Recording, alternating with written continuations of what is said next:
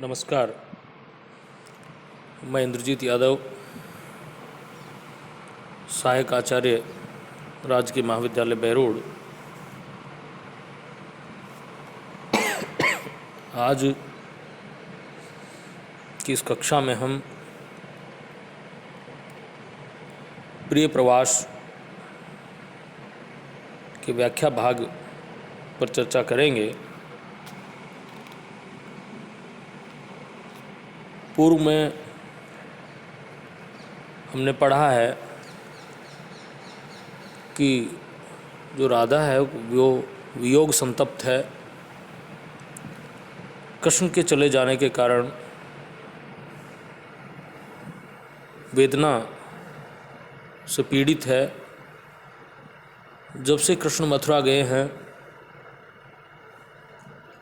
तब से राधा व्यथित है।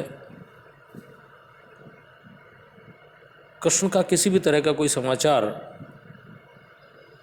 ब्रज के लोगों को नहीं मिला।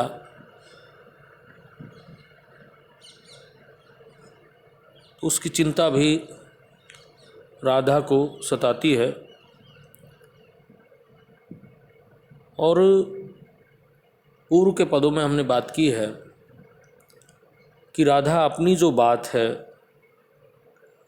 अपना जो संदेश है, वो कृष्ण तक पवन के माध्यम से पहुंचाने का कार्य कर रही है। प्रिय प्रवास महाकाव्य का जो छठा सर्ग है उसमें पवनदूती संदेश, पवनदूती प्रसंग आया है, जिसमें पवन को संदेशवाहक बनाकर राधा कृष्ण के पास भेजती है और साथ ही उस पवन को रास्ते में जाते समय और कृष्ण के पास पहुंचने के बाद कौन कौन से काम उसे करने हैं, कौन से काम उसे नहीं करने हैं, इनसे राधा पवन को अवगत करवाती है। उसी क्रम में कि करणीय और अकरणीय कार्यों का विवरण जो राधा पवन के समक्ष रख रही है, उसी को आगे बढ़ाते हुए हम बात करेंगे। बैठे नीचे जिस विटप के, शाम होवे उसी का, कोई पत्ता निकट उनके नेत्र के ले हिलाना, यूं प्यारे को विदित करना चातुरी से दिखाना, मेरे चिंता विजित चित्त का क्लांत हो काँप जाना। कि राधा कहती है कि वहाँ जाओ और कृष्ण किस प्रस्तुति में मिलेंगे उनकी कल्पना करते हुए वो कहती है कि यदि भगवान श्री कृष्ण मेरे प्रियतम बैठे नीचे जिस विटप के, विटप का मतलब तो वृक्ष, कि जिस वृक्ष के नीचे, जिस पेड़ के नीचे भगवान श्री कृष्ण बैठे हों, बैठे नीचे यानी कि नीचे बैठे हों जिस विटप के, शाम होवें उसी का, शाम जिस वृक्ष के नीचे बैठे हों उसी वृक्ष का एक पत्ता, कोई पत्ता निकट उनके नेत्र के लिए हिलाना, कि उनके नेत्रों के सामने उस पत्ते को लाकर हिलाना। अर्थात कोई पत्ता जो सूख गया हो, जो अलग हो गया हो, जो क्रश हो गया हो अपने आप में, जो मलिन हो गया हो, उस पत्ते को भगवान श्री कृष्ण की आंखों के सामने लाकर हिलाना, जिससे कि यूँ प्यारे को विदित करना, चातुर्य से दिखाना। यूँ प्यारे को विदित करना यानी कि उसको बताना। क्या बताना? कि राधा की स्थिति इस पत्ते की तरह हो गई है, क्रस हो गई है राधा वियोग में, विरह में, कि जैसे पत्ता पेड़ से अलग होने के बाद सूख जाता है, मलिन हो जाता है, उसका सौंदर्य समाप्त हो जाता है, वैसे ही कृष्ण से अलग होने के बाद राधा की दशा इस पत्ते जैसी हो गई है। चातुरी से दिखाना, प्यारे को विदित कराना, क्या विदित करवाना कि राधा की क्या दशा हो गई है। चातुरी से दिखाना कि चतुराई से उस पत्ते को दिखाना, ताकि कृष्ण को राधा की दशा का भान हो सके, ज्ञान हो सके, कृष्ण राधा की उस दशा के बारे में जान सके, समझ सके। फिर आगे कहती है कि मेरी चिंता विजित चित्त का क्लांत हो काप जाना, कि उस पत्ते के माध्यम से दिखाना चिंता विजित, कि मेरे चित्त को, मेरे मन को चिंता ने घेरा हुआ है, चिंता ने विजित कर लिया है, जीत लिया है एक प्रकार से। अर्थात मैं चिंता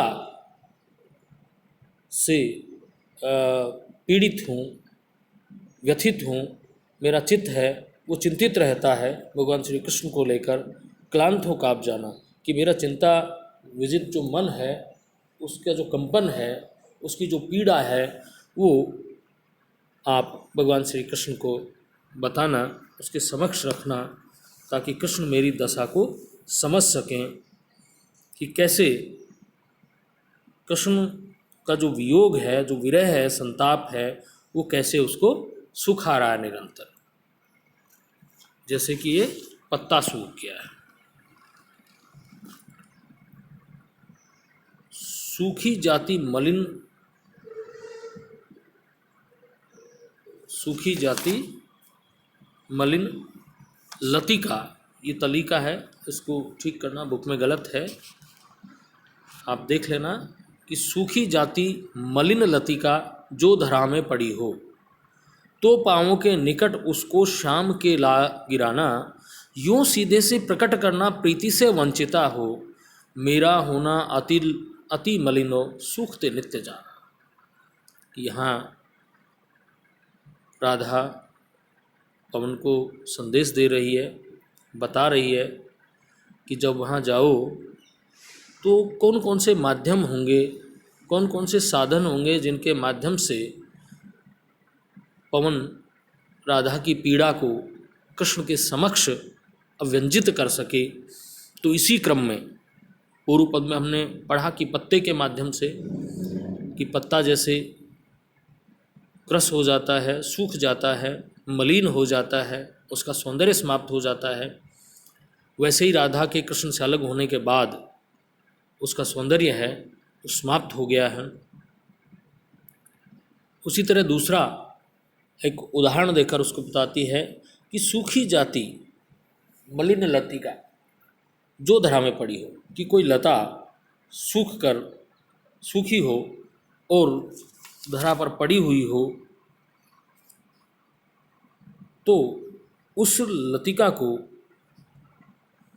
उस लता को भगवान श्री कृष्ण के पैरों के निकट ले आना, तो पाँवों के निकट उसको शाम के ला गिराना, कि उसको लाकर भगवान श्री कृष्ण के पैरों के पास गिरा देना, यूं सीधे से प्रकट करना प्रीति से वंचिता हो, मेरा होना अति मलिनो सूखते नित्य जाना। यूं सीधे से प्रकट करना कि इस प्रकार से उस लतिका के माध्यम से सीधे से, सरलता से, सहजता से प्रकट करना प्रीति से वंचिता हो, प्रीति से, प्रेम से, किसके? कृष्ण के, कि कृष्ण के प्रेम से वंचित होने के कारण मेरी क्या दशा हो गई है। जैसे लता है वो धरा से अलग हो गई हो, उसके बाद वो सूख जाती है, वैसे ही राधा भी कृष्ण से अलग होने के बाद किस तरह व्यथित है, परेशान है, किस तरह मलिन हो गई है, किस तरह सूख गई है कृष्ण के प्रेम से वंचित होने के कारण, क्योंकि कृष्ण चले गए हैं तो उनका प्रेम राधा को नहीं मिल पा रहा। तो उसी बात को कहते हैं कि यूँ सीधे से प्रकट करना प्रीति से वंचिता हो, मेरा होना अति मलिनो सूखते नित्य जाना, कि मेरा मलिन होना, मेरा क्रस होना और निरंतर मेरे शरीर का क्षरण होना, इस बात को तो इस लतिका के माध्यम से व्यंजित कर देना। मेरा होना अति मलिन, अति मलिन बहुत ज़्यादा मलिन हो जाना, अतिशय मलिन हो जाना, और नित्य प्रति कृष्ण के वियोग में सूखते जाना, ये बात तू लता के माध्यम से कृष्ण के समक्ष रखना। कोई पत्ता नवल तरु का पीत जो हो रहा हो, तो प्यारे के द्रग युगल के सामने ला उसे ही धीरे धीरे संभल रखना। ओ उन्हें यो बताना कि पीला होना प्रबल दुख से रोसिता सा हमारा। कि फिर उसके बाद में कहती है कि कोई पत्ता नवल तरु का, किसी नए वृक्ष का, तरु का मतलब पेड़ होता है, वृक्ष होता है, का पीत हो रहा हो, पीत हो रहा हो, सूख रहा हो, एक प्रकार से पीला पड़ रहा हो, क्रस हो गया हो, कमज़ोर हो गया हो, तो प्यारे के निकट के द्रग युगल के सामने ला उसे। तो उसके द्रग युगल, दोनों आँखों के समक्ष, द्रग का मतलब तो आँख, युगल का मतलब जोड़ा, तो उनकी आँखों के सामने लाकर ही धीरे धीरे संभल रखना, वो नहीं वो बताना, धीरे धीरे उनके समक्ष रखना और उन्हें बताना कि पीला होना प्रबल दुख से प्रोसिता सा हमारा। कि जैसे ये पत्ता है, ये पीला हो गया है, कमज़ोर हो गया है, एक प्रकार से क्रस हो गया है, तो वैसे ही प्रोसिता नायिका का एक प्रकार होता है। प्रोसिता नायिका, जिसका प्रियतम कहीं बाहर चला गया हो और लौटकर नहीं आया हो, तो प्रोसिता नायिका होती है। तो वही कि पीला होना प्रबल दुख से, कि दुख से पीला होना, अर्थात आपके चले जाने के बाद विरह वियोग के कारण मैं पीत वर्ण की हो गई हूँ। पीले पड़ने का मतलब होता है खून की कमी, जैसे हमारे सामाजिक व्यवहार में बोलते हैं कि भाई पीला पड़ गया आदमी। पीला पड़ना मतलब खून का कमी होना, यानी कि कमज़ोर हो जाना। तो वही बात राधा कह रही कि पीला होना प्रबल दुख से, कि भगवान श्री कृष्ण के दुख से, वियोग से चले जाने के कारण मैं भी पीली पड़ गई हूँ, अर्थात कमज़ोर हो गई, प्रोसिता सा हमारा। कि प्रोसिता नायिका के समान में बहुत ज़्यादा कमज़ोर हो गई हूँ। यो प्यारे को विदित करके, नेक्स्ट है, यो प्यारे को विदित करके सर मेरी व्यथाएं धीरे धीरे वहन करके पाँव की धूली लाना। थोड़ी सी भी चरण रज जो लान देगी हमें तू, हाँ कैसे तो व्यथित चित्त को बोध में दे सकूँगी। फिर आगे कहती है कि यूँ प्यारे को विदित करके, यूँ प्यारे को, भगवान श्री कृष्ण को विदित करके, बता के समझा के सर मेरी व्यथाएं, कि मेरी सारी पीड़ाएं हैं जो उनको बता देना।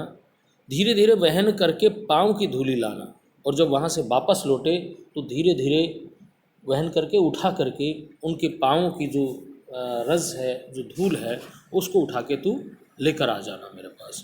थोड़ी सी भी चरण रज जो लान देगी हमें तू, कि यदि उनके चरणों की थोड़ी सी भी धूल मुझे लाकर दे देगी, लान देगी हमें तू, कि थोड़ी सी भी चरण रज जो न ला देगी हमें तू, कि थोड़ी सी चरण रज लेकर आना। यदि नहीं लाएगी तो हाँ कैसे तो व्यथित चित्त को बोध में दे सकूँ। यदि चरण रज नहीं लेकर आई तो मैं अपने व्यथित चित्त को, मेरा जो पीड़ित हृदय है, मन है, उसको मैं कैसे समझाऊंगी। बोधना मतलब समझाना, कि उसको कैसे शांति प्रदान करूंगी, मैं उसको कैसे समझाऊंगी। अर्थात यदि तू चरण धूली लेकर आ जाएगी तो भी मैं अपने मन को समझा लूँगी, अपने मन को बोध दूंगी, बोध मैं दे सकूँगी। बोध का मतलब होता है समझा देना, अर्थात तो मेरी चित्त की पीड़ाएं कुछ कम हो जाएंगी उसके आने पे। जो ला देगी चरण रज तो तू बड़ा पुण्य लेगी, पूता होंगी भगिनी उसको अंग में मैं लगा के, पोतूंगी जो हृदय तल में वेदना दूर होगी, डालूंगी मैं सिर पर उसे आँख में भी मलूंगी। फिर कह रही जो चरण रज तुम लेकर आओगी, उनकी चरणों की धूली तुम लेकर आओगी, उस चरण धूली से जो ला देगी चरण रज तू, तो तू बड़ा पुण्य लेगी, कि बड़े पुण्य की भागी होगी। यदि तू भगवान श्री कृष्ण मेरे प्रियतम के चरणों की धूल लाकर मुझे दे देगी तो तुझे बड़ा पुण्य मिलेगा। पूता होंगी ऐसा तात्पर्य, पूता का मतलब तो पवित्र होना।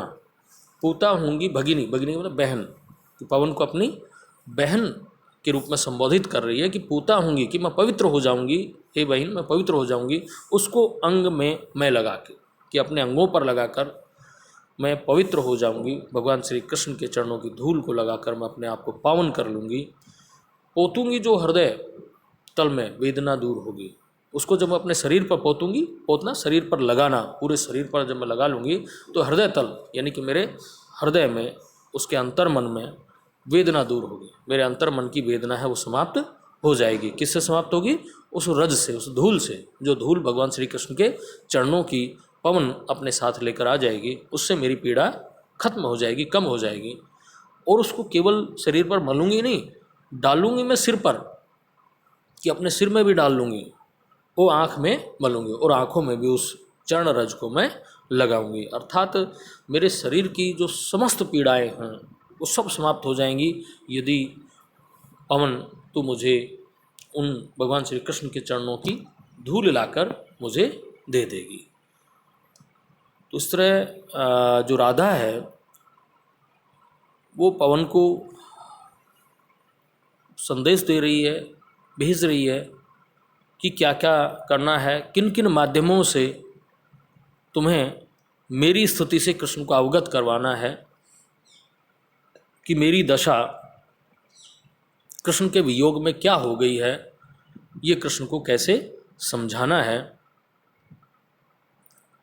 ये प्रयास राधा पवन को संदेश वाहिका के रूप में भेजकर कर रही है और अपनी व्यथा और वेदना के निवारण का एकमात्र उपाय बताया है कि भगवान श्री कृष्ण के चरणों की रज ले आना, धूल ले आना, जिस धूल को लगाकर मैं अपनी वेदना, व्यथित जो मेरा हृदय है, जो मेरा मन है, पीड़ित जो मन है, मैं उसको शांति प्रदान करूँगी। धन्यवाद दोस्तों।